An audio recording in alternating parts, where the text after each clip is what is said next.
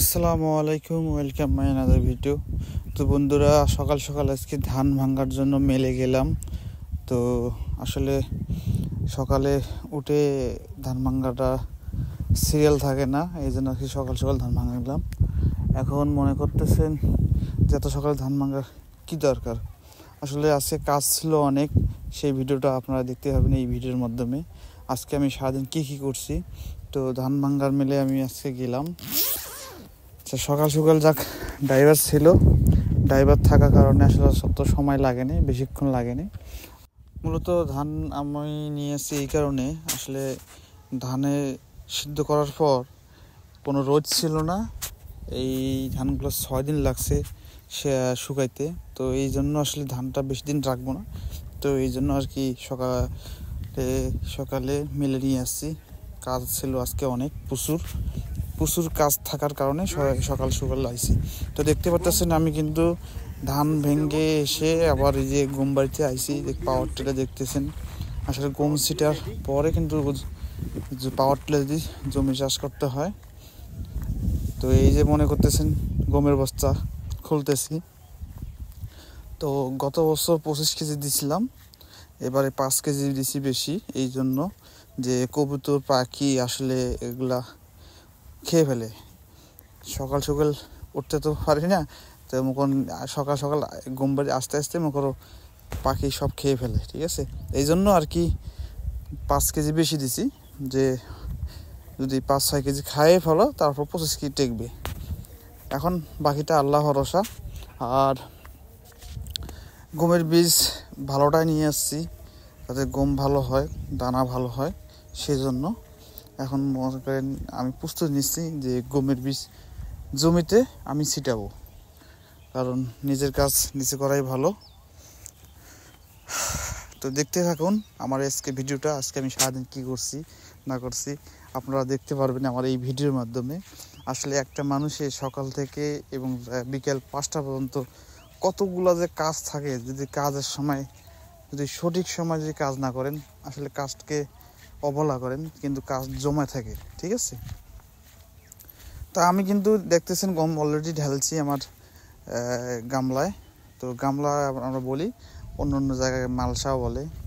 তো যাই হোক, এই মালসার মধ্যে আমি কিন্তু গমের বীজ ঢালছি। এখন আমি রেডি নিচ্ছি। তো আমার এক বড় ভাইয়ের কাছে পরামর্শ নিচ্ছি যে ভাই, এই যে আমি যে দানাদার বীজ আনছি, যে ঘুঘুরি মারা ওষুধ দেবো কি এর সাথে?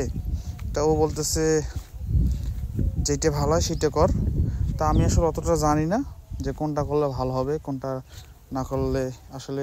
তারপরও পরামর্শ নেওয়া ভালো, কারণ আমি তো আর এতটা কৃষির উপর ছিলাম না।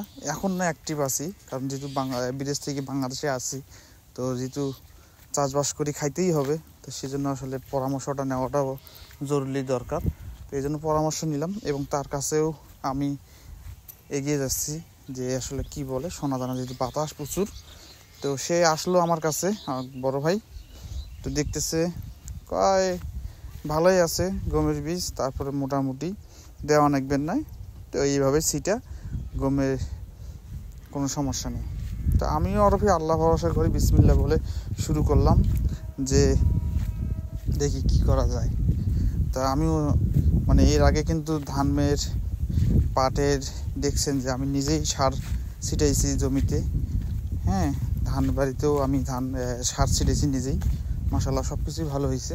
তাই এবার গমটাও কিন্তু নতুন আমার, এই যে আসলে বুঝেন তো। তা আমিও আসলে অতটা পারদর্শী না যে ভালো করে করবো, ছিটাবো, ঠিক আছে। তারপর চেষ্টা করছি। এখন মানুষের ভূমিতে ছিটাই নেই, নিজের ভূমি ছিটাইছি। এই জন্য কি নিজের ভূমি আসছে, যেমনি পাচ্ছি তেমনি ছিটাইছি। যাক, বাকিটা আল্লাহ ভরসা। তা ছিটার পর আমি দেখতেছেন আমি কীভাবে ছিটাচ্ছি। তো 3বার বা 4বার আমি ছিটাইছি এইভাবে। আলহামদুলিল্লাহ সুন্দরভাবে গম ছিটাইতে পারছি। তো আপনারা সবাই দোয়া করবেন। আর এই গমের আপডেট আপনাদেরকে আমি প্রতি সপ্তাহে দেব। তো যেই কথা সেই কাজ, নিজের কাজ নিজে করাটাই অনেক আনন্দের ব্যাপার এবং অনেক মজার ব্যাপার আছে, ঠিক আছে। এইখান থেকেই আসলে সব কিছুই ভালো লাগে। সব কিছুই ভালো লাগে, আর কিছু হোক বা না হোক নিজের কাজ নিজে করাটাই ভালো। এরপর তো মুখে দেখতেছেন আমি কি করতেছি না করতেছি। হ্যাঁ, এখন অনেকেই কিন্তু বলবে যে গম ছিটায়, ধান বাড়িতে সার দেয়, এগুলো আসলে ভিডিও করি দিয়ে কী লাভ ভাই? আমি আসলে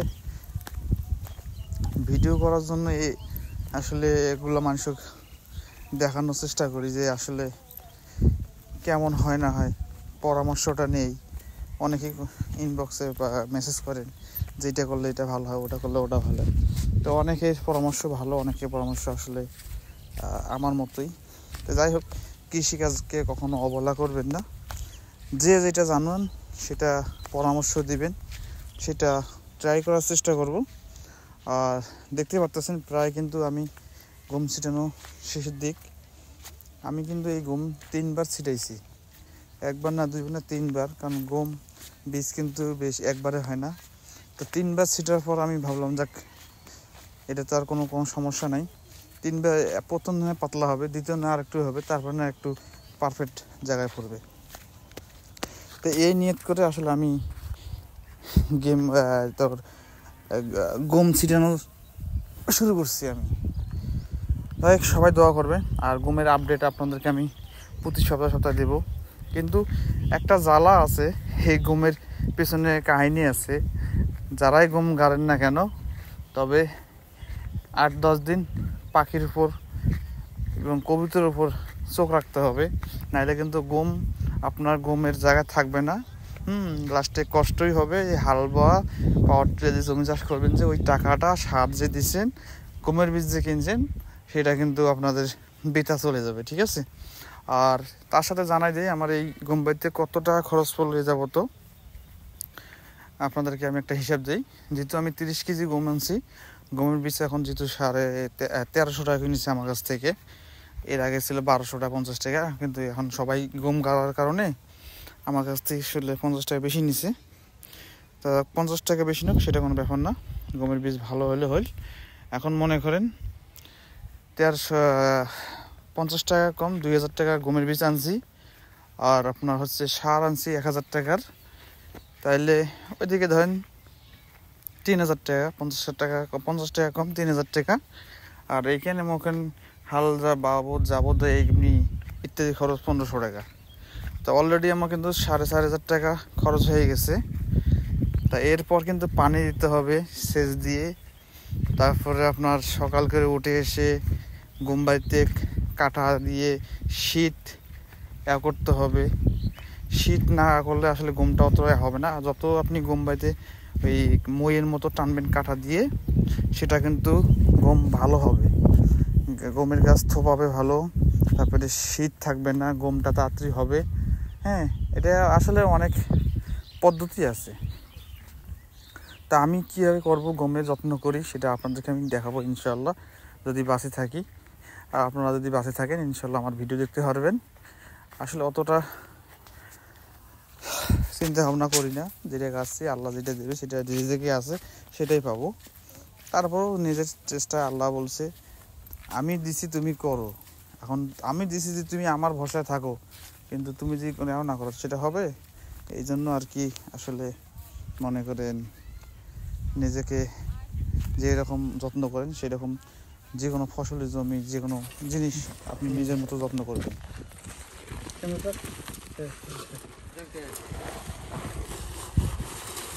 তো গাইস, এই যে বিছুন ফেলাই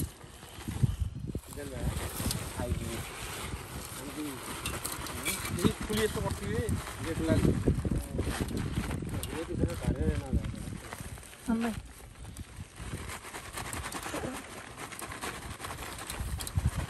ভিতরে ফোন করতেছে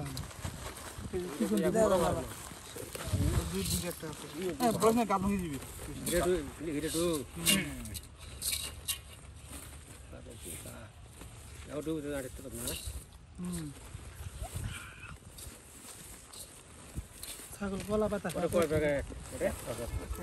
এখানে দিয়ে করা লাগে 20 মণ ধান।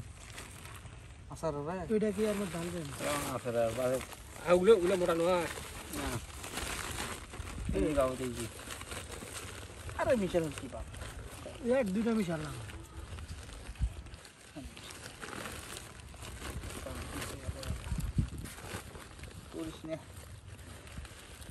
ও বাবা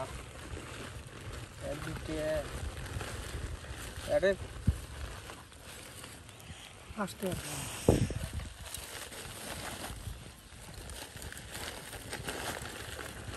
এটার মতো দিয়েছে না গেছে বাইরে কর মিলে ফেলাম বাইর করে জঙ্গল বাইর কর এদিকে আমু এদিকে দেখাতে শুন আরে রোইতে তুই না ভিডিও করতো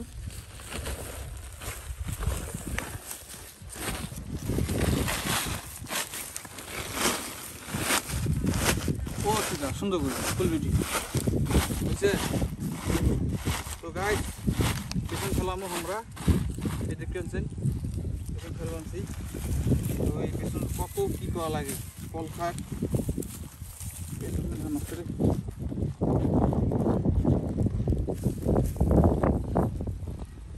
একটা মিশলে কোনো সমস্যা যা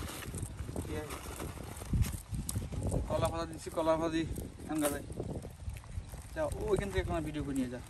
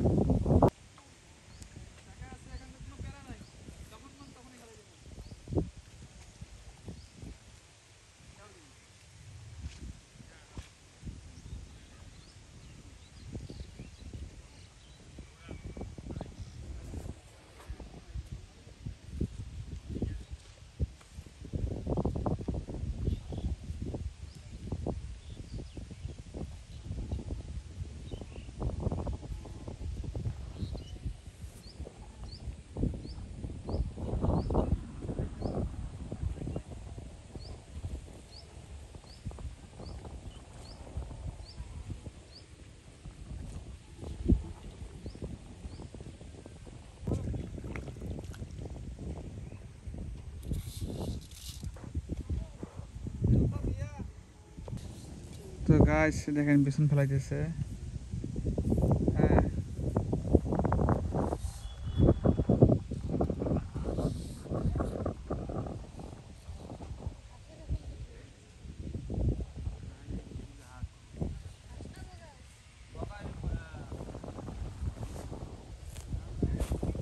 আমার মামু কাম দেখেন বেলসা দিয়া বেসন বাড়িয়া পর্যন্ত তো আমাদের উত্তরবঙ্গে এই দেখছেন এইভাবে বিছন রোপণ করে তো আমার বিছন এই যেটা হচ্ছে 28 উঠেছে হীরা 2 তো আল্লাহ বাকিটা আল্লাহর ইচ্ছা আর ওই পাশে যে আমার ভাই আগে ছিল যে বগে না এন্দুর ধরে খাইছে আল্লাহ জানে এই যে সবই বানাইছে এই যে সব প্রজেক্টের বিছন বাড়ি কিনে ধানের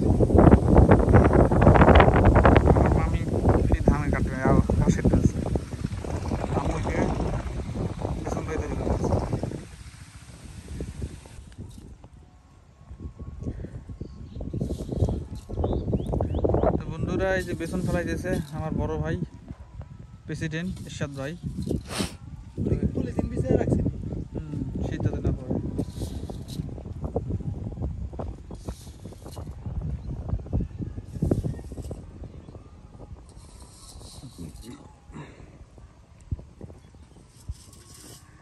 ওটা পানি পানি ভাসিল কেমনে রে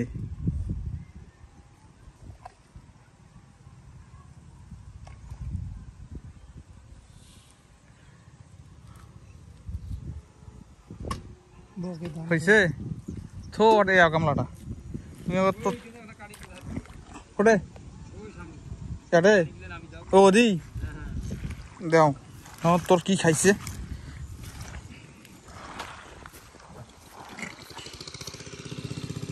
কোনদিন ফেলাছিস আঠাশ নয় তা তোর বলে গাছ বেশি কই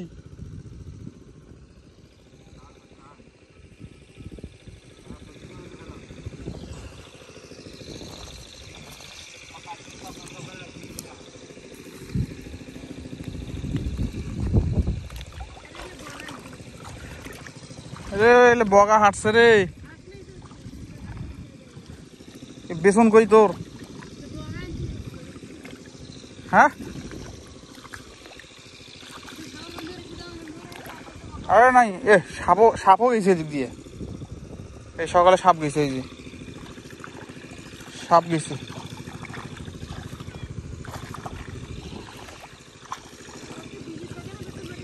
বেসন বাড়ি